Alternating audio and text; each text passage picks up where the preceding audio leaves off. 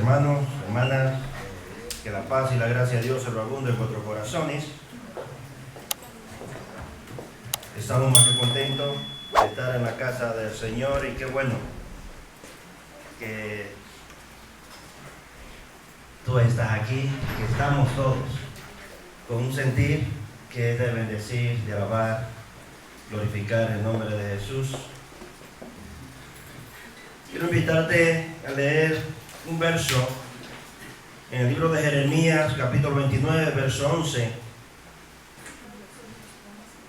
Dice: porque yo sé los pensamientos que tengo acerca de vosotros, dice Jehová, pensamientos de paz y no de mal, para daros el fin que esperáis. Amén. Hermanos, yo no sé en qué circunstancia te encuentras, en qué momento de bajón estás viviendo, en qué desierto estás caminando, en qué valle de lágrimas estás atormentado. Pero cuando Jeremías escribe esta carta, este verso que he leído es una carta que Dios le manda al pueblo que estaba en cautiverio en Babilonia. Y se le escribe por medio de Jeremías y se le manda a él. Un pueblo que pasó grande amargura, un pueblo que pasó grandes problemas y dificultades por motivo de la incredulidad y el pecado y la idolatría.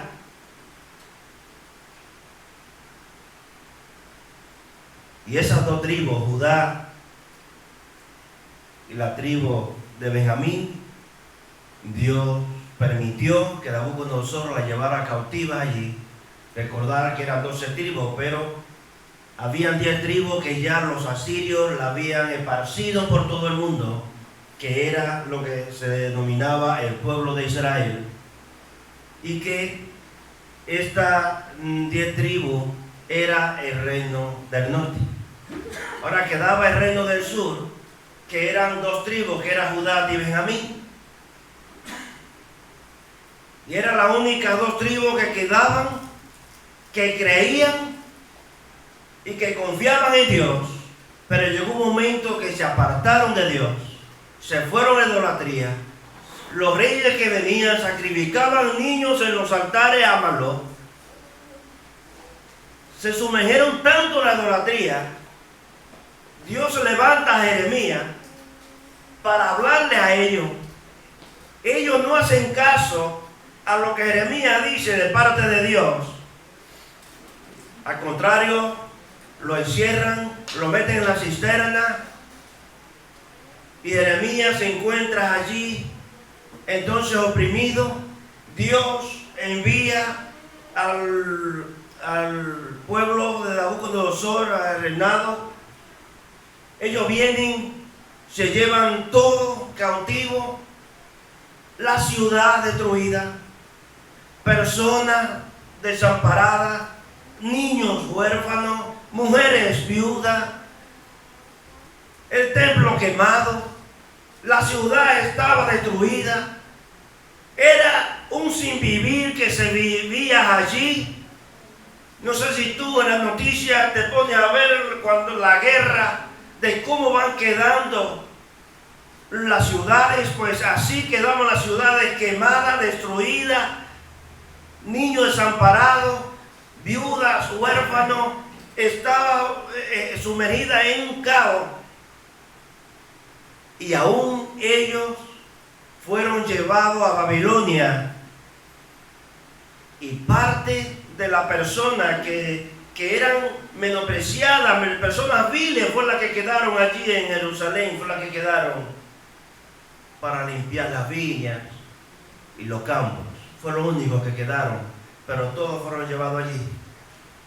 Pasaron tiempos y ellos allí en el exilio. Pasaron tiempo y ellos estaban allí como que estaban desamparados, no encontraban qué solución buscar, se hacían preguntas pero no encontraban respuestas. Estaban en un momento de situación difíciles y llega una carta. Llega una carta de esperanza.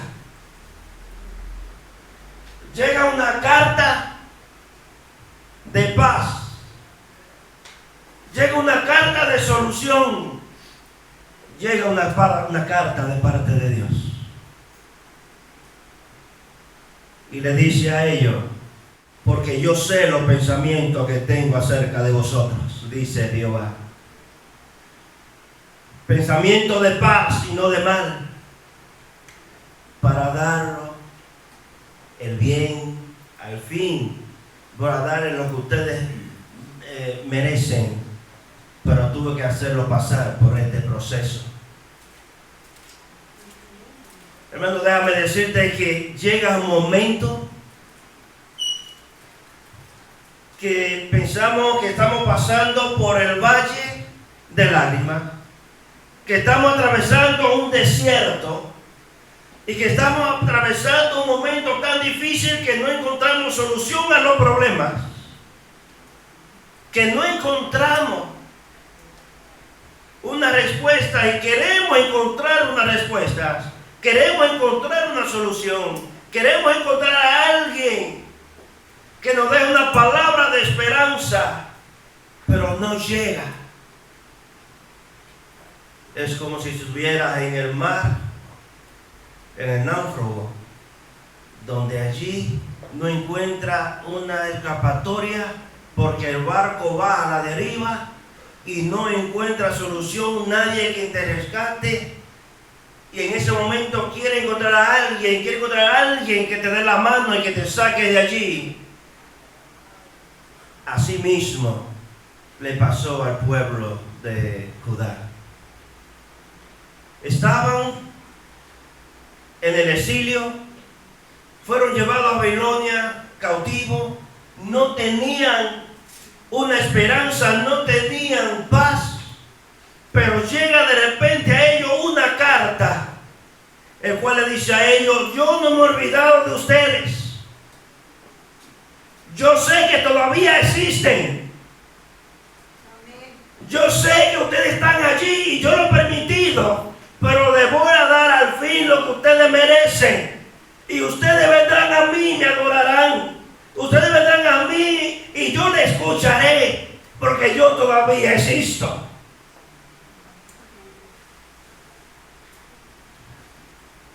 Hermano, déjame decirte que si está pasando por ese momento de situación, Dios todavía está presente. Dios todavía está pendiente de ti. Aunque haya elevado oraciones y no ha tenido respuestas a ella, Dios sabe que tú existes. Dios sabe que tú estás y que eres importante para Él. Pero espera en Dios. Como iglesia tenemos que aprender a esperar en Dios. Como iglesia tenemos que aprender a esperar en Él y confiar en Él. La hermana Ana decía en la poesía, caminando en la arena, y que veía de repente en los momentos más difíciles, veía dos huellas, las otras dos desaparecían. Y fue en el momento de la pregunta: ¿qué está pasando? Que en el momento difícil yo solamente veo dos. Se puede preguntar: ¿dónde estás tú? En el momento difícil donde yo nada más veo la huella mía, ¿dónde tú estás? Y es la respuesta de Dios: es que la que tú ves son la mía, porque yo te llevo en mis brazos. Esos momentos tan difíciles llegan a nuestra vida. Momentos que solamente vemos ese par de huellas y pensamos que son las de nosotros. Y no nos damos cuenta que es en el momento que Dios nos lleva en sus brazos. pero tenemos que aprender a confiar en Dios y esperar en Él. Iglesia, la intención de Dios, primeramente que la intención del hombre siempre es llevar destrucción. La intención del hombre siempre es llevar desánimo. La intención del hombre siempre es llevar desesperanza. Pero la intención de Dios es llevar paz y bendición a cada corazón sediento. La intención de Dios siempre es esa. Quiere llevar al hombre al arrepentimiento. Quiere sacarlo del problema y llevarlo a lugares firmes. Quiere sacarlo del temor y llevarlo a la seguridad. Pero el hombre siempre va a ir hacia el mal, porque siempre es de continuo que el pensamiento del hombre va hacia el mal. Pero el deseo de Dios es llevarlo al camino de bendición. Cuando Dios sacó al pueblo de Israel de Egipto, lo saca al desierto, y allí en el desierto empieza la pregunta, empieza el desánimo, empieza el problema. ¿Y dónde está el Dios que te prometió todo eso? Le decían a Moisés. Pero si es verdad que Él es bueno, ¿por qué nos hace pasar todo este trayecto y nos hace pasar todos estos momentos tan difíciles? Pero si es verdad eso, ¿por qué nos hace tal cosa? Pero cuántos pueros y cebollas que estaban en Egipto y era tan bueno, y nosotros aquí pasando trabajo. Se olvidaban de la fidelidad de Dios, se olvidaron de las señales que Moisés hizo allí en Egipto de parte de Dios. Se olvidaron de todos estos. Pero que después,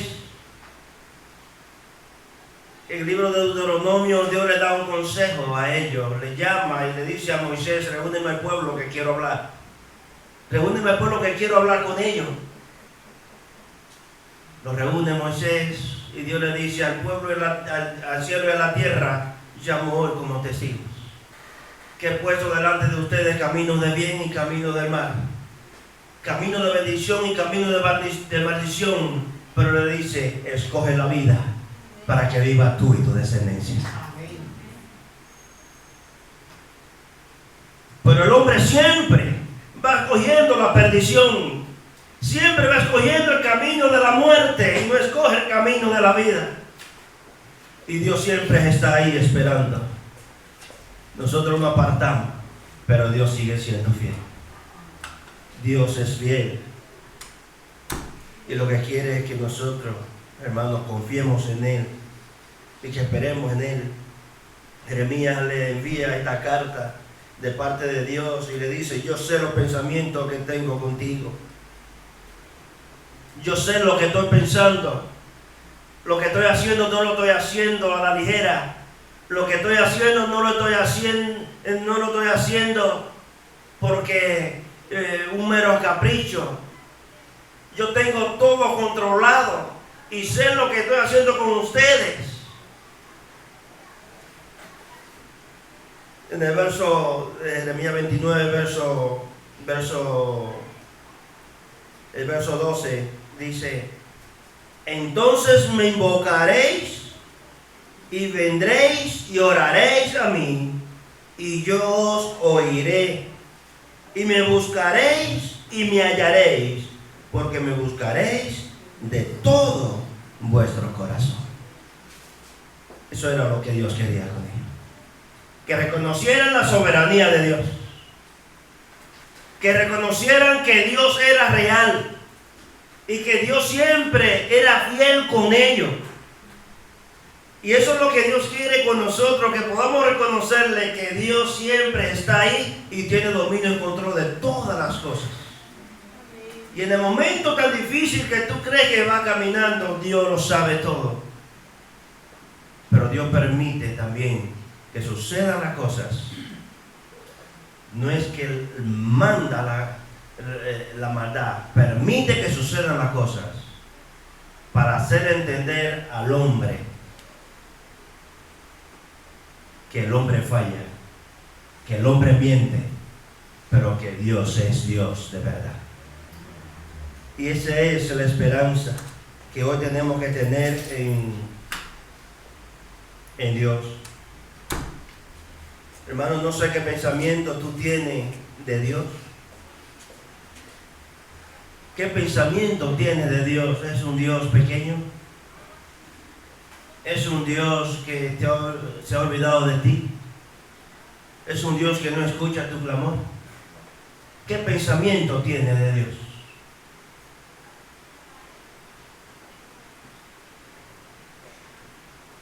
Lo único que te puedo decir es que Dios sí que sabe el pensamiento que tiene contigo. Y que Él dice que son pensamientos de paz. Y esto asegura la intención que Dios tiene para ti y para mí. Él tiene esa intención. Él tiene pensamientos de paz y de bendición para ti y para mí. Pero esperemos en Dios. Hay una esperanza que no se puede perder. Hay una confianza que no podemos desaprovecharla. Confiemos en Dios, no importando las dificultades que estemos pasando. Dios sigue siendo fiel a su palabra. Dios sigue siendo fiel a su promesa. Hermano, lo único que tenemos que no nos falla se llama Dios. El hombre falla. Yo te puedo fallar. Yo te puedo mentir. El pastor te puede fallar. Cualquier persona te puede fallar. El mejor amigo te puede fallar. La mejor amiga te puede fallar. Pero el único que no te va a fallar se llama Dios. Él siempre está ahí. Nunca falla. El libro de Lamentaciones, capítulo 3, verso 24. Este es un libro también escrito por Jeremías. Y se titula Lamentaciones porque eso era lo que él vivía. Fue un lamento. Y se conoce también como el profeta llorón. Si un día escucha hablar del profeta llorón, sabe que es Jeremías. Y si escucha hablar de Lamentaciones, sabe que es Jeremías. Y si escucha el libro de Jeremías, pues sabe que fue Jeremías.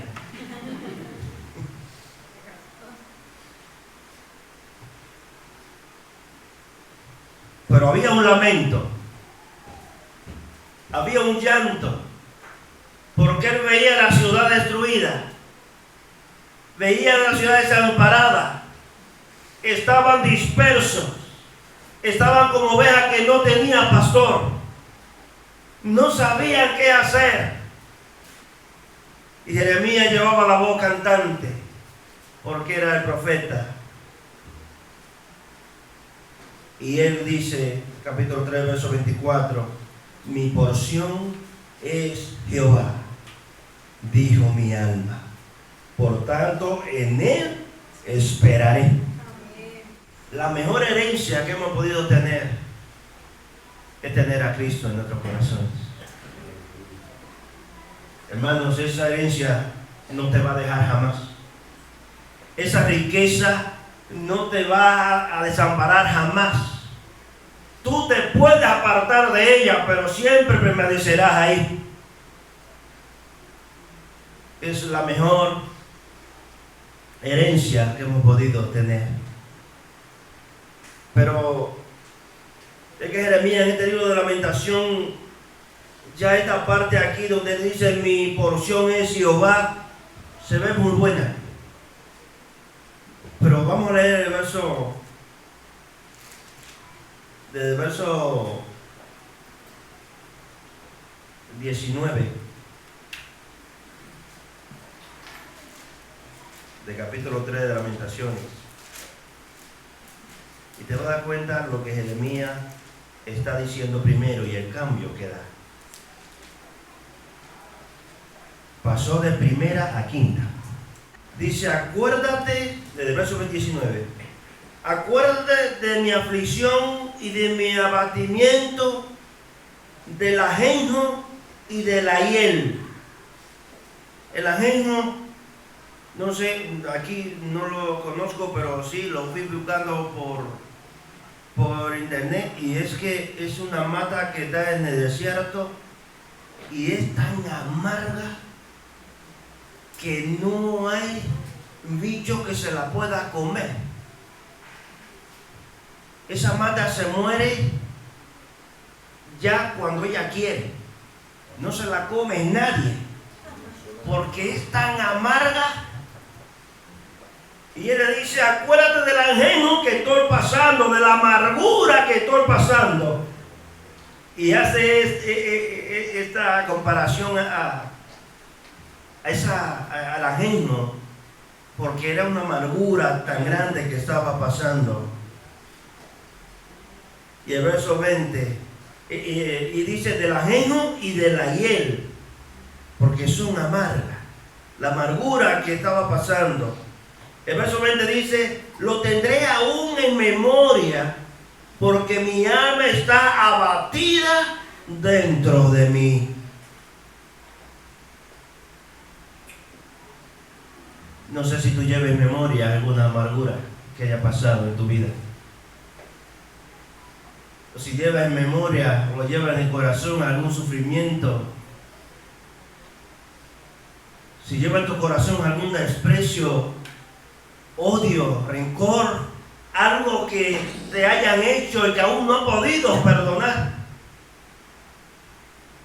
Y está en ese momento de amargura, en el momento del ajenjo, en el momento de la hiel.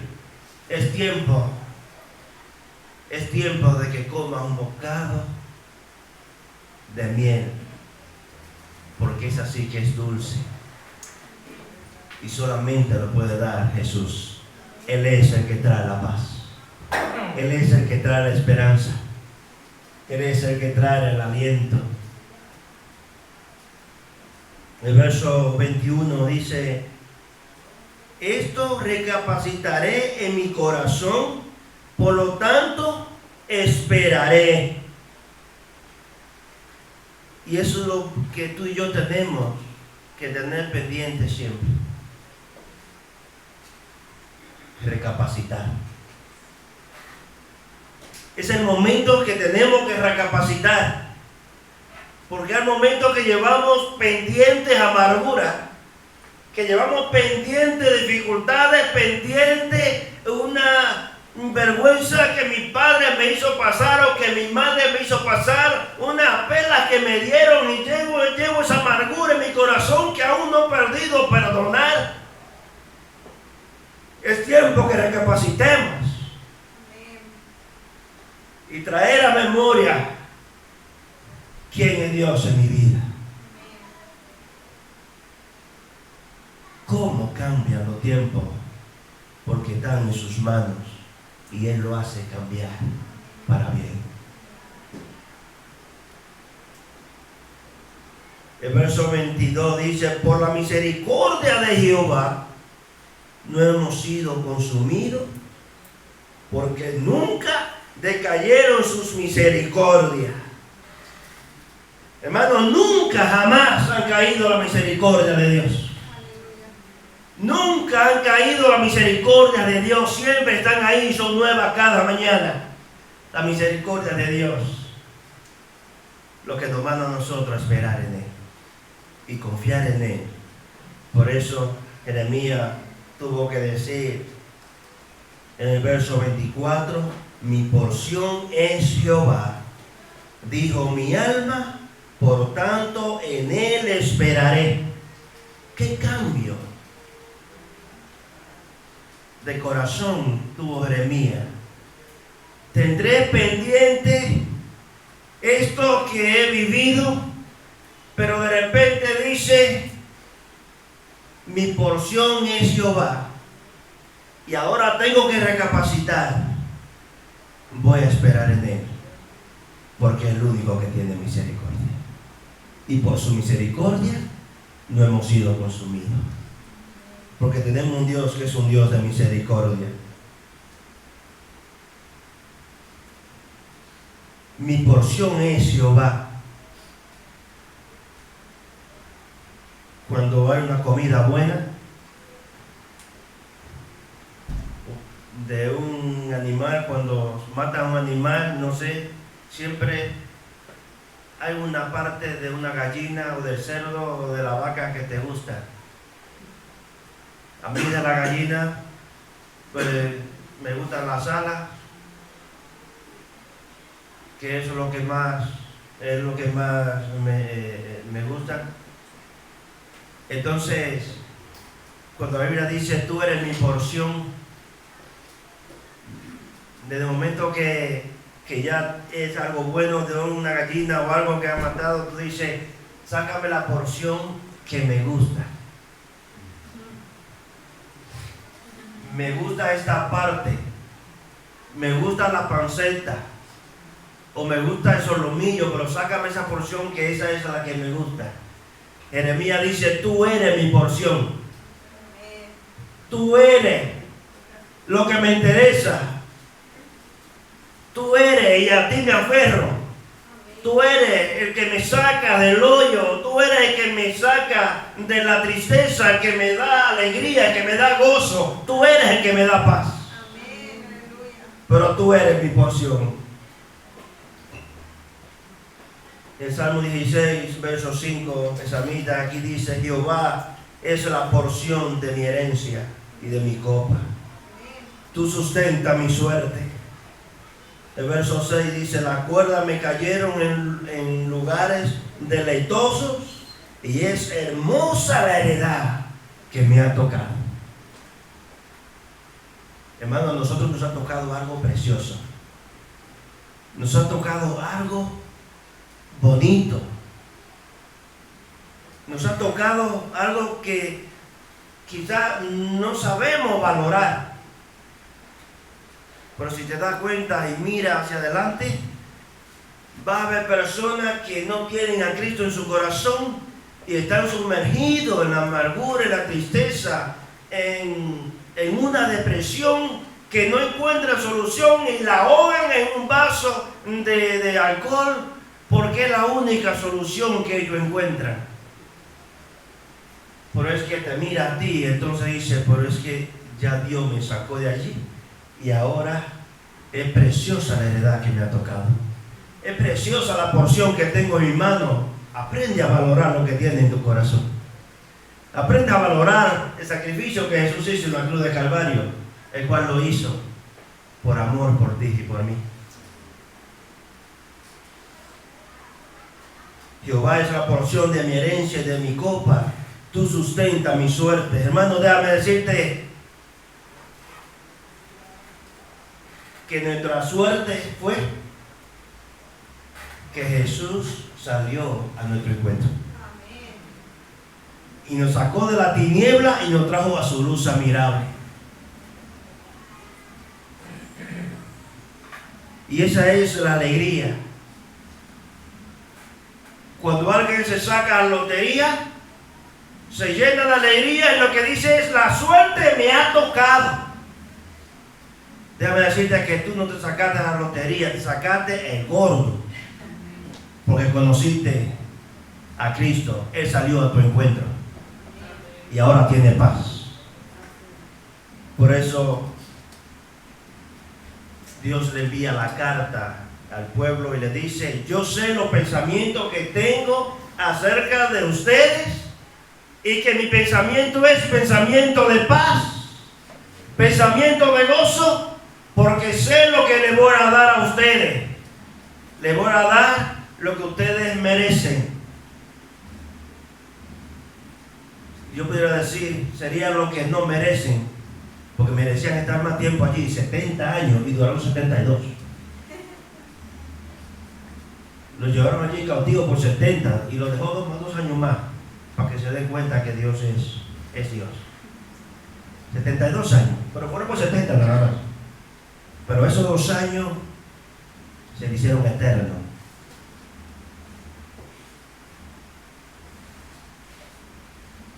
Hermanos, las cuerdas me cayeron en lugares deleitosos y es hermosa la heredad que me ha tocado. No sé si tú has tocado algo de herencia en tu vida. Cuando hay un terreno y hay muchos hermanos, siempre hay algunos que van, siempre, no, a mí déjeme en tal sitio, porque saben que ese terreno mejor. Y cuando miden y pasan la cuerda, entonces dice, a mí la cuerda me cayeron en lugares deleitosos, es que es precioso lo que me ha tocado a mí, esta heredad, hermano, a ti te ha tocado una heredad preciosa, te ha tocado a Cristo, Rey de Reyes y Señor de Señores. A esa la honra, la gloria por los siglos de los siglos. Es preciosa la heredad que nos ha tocado, no nos damos cuenta.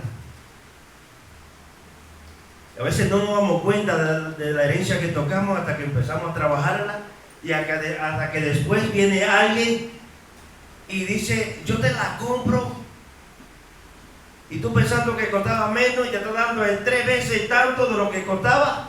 Y dice, pero yo no sabía lo que tenía. Yo no sabía lo que tenía. Ahora yo sé que tengo algo precioso, hermano. Tú y yo no sabemos lo que tenemos. Tenemos un Dios tan bueno y tan misericordioso que a veces nuestro pensamiento humano no alcanza a llegar lo bueno que es Dios y lo que Él tiene para ti y para mí. Hermanos, a veces pensamos, pero ¿por qué tengo que estar triste? ¿Por qué tengo que estar amargado? ¿Por qué? A veces nuestro pensamiento se turba, nuestra mente se turba, y en esa turbación como que no encontramos una salida, no encontramos una solución a los problemas. Y cuando Jesús estaba con los discípulos, en Juan capítulo 14, los discípulos como que están turbados, porque Jesús les dice, yo me voy, yo tengo que ir, y me van a crucificar, tengo que ir a la cruz. Ellos no entendían, estaban turbados, pero Jesús le dice a ellos, no se turbe vuestro corazón, creéis en Dios, también creéis en mí, porque en la casa de mi Padre muchas moradas hay. Y si así fuera, yo os lo he dicho, volveré y me tomaré a mí mismo para que donde yo estoy, vosotros también estéis. Y sabéis dónde voy y sabéis el camino. Pero siempre está la duda. Felipe le dice, muéstranos al Padre y con eso no basta. Ya es suficiente porque tú no lo muestres. Y Jesús le dice, pero tanto tiempo que tengo contigo, Felipe, y no conoce al Padre. Pero tú estás conmigo, pues si me conoces a mí, ya tú conoces al Padre. ¿O no crees que el Padre es conmigo y yo soy el Padre? Y que la cosa que yo estoy haciendo, no la hago por mí mismo, que la hago porque el Padre me lo ordena. Y si no quiere creer en mí, entonces cree por las obras que ha hecho entonces. Pero nos turbamos y nos olvidamos de lo que Dios ha hecho. El pueblo de Judá se turbó y se olvidó de lo que Dios ha hecho con ellos cuando los sacó de Egipto, cuando estaban en la esclavitud y los sacó al desierto. Se olvidaron de todo esto. Y a veces nos olvidamos quién es Dios y de todo lo que Él está haciendo en nuestra vida. Él empezó una obra contigo, no sé si tú te acuerdas de eso, pero Él empezó. ¿En qué tiempo? Yo no lo sé. Quizás ni tú te acuerdas cuándo empezó Dios una obra contigo. Si empezó a trabajar antes de tú haberle recibido en su corazón, porque Él tenía planes contigo, tenía pensamientos contigo, tenía pensamientos de paz. Y Él empezó una obra contigo, pero no la ha terminado. Él te va perfeccionando, pero te lleva al desierto. Y cuando te sacas al desierto, puede haber momentos de dificultades, momentos de angustia, valles de lágrimas, puede haber momentos difíciles. Eso no quiere decir que Dios te haya desamparado. No, Dios siempre está ahí, pero hay momentos que Dios permite para que tú puedas entender que tú solo no puedes hacer nada. Y sin Él nada podemos hacer. Ahora, cuando Él está en nuestro corazón, entonces sí, estamos completos.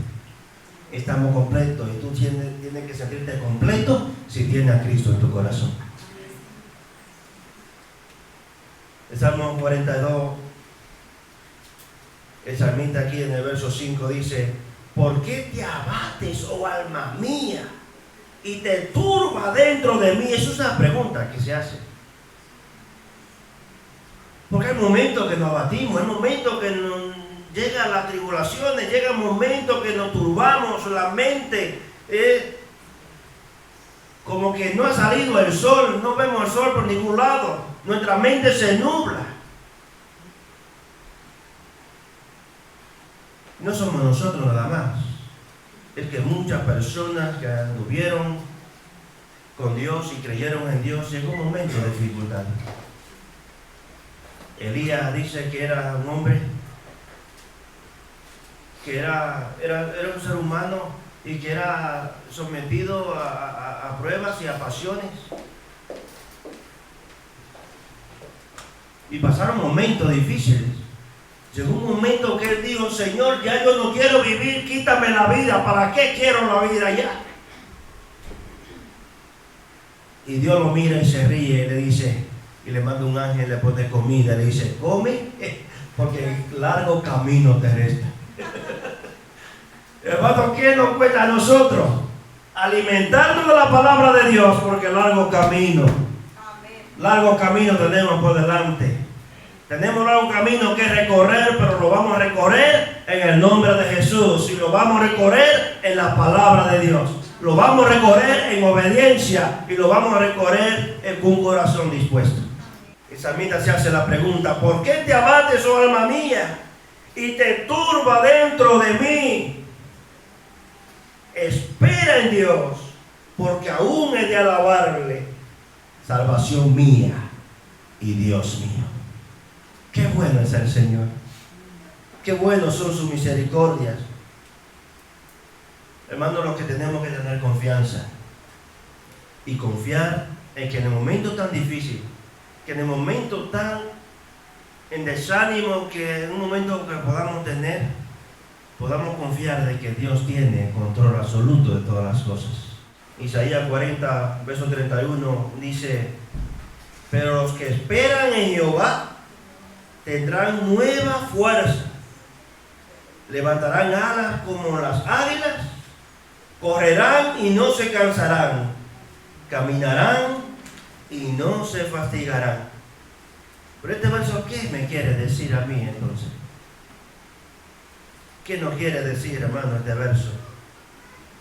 Este verso nos manda a renovar nuestras fuerzas, pero renovarla en Cristo Jesús. Eso es lo que nos manda. Los que confían en Jehová tendrán nuevas fuerzas. Levantarán alas como las águilas. ¿Qué es lo que hacen las águilas? Que se renuevan. Un aguilucho lo ve jovencito, se va poniendo viejo, después ve que ya no tiene poca pluma, después se desaparece y dice: este águila se murió.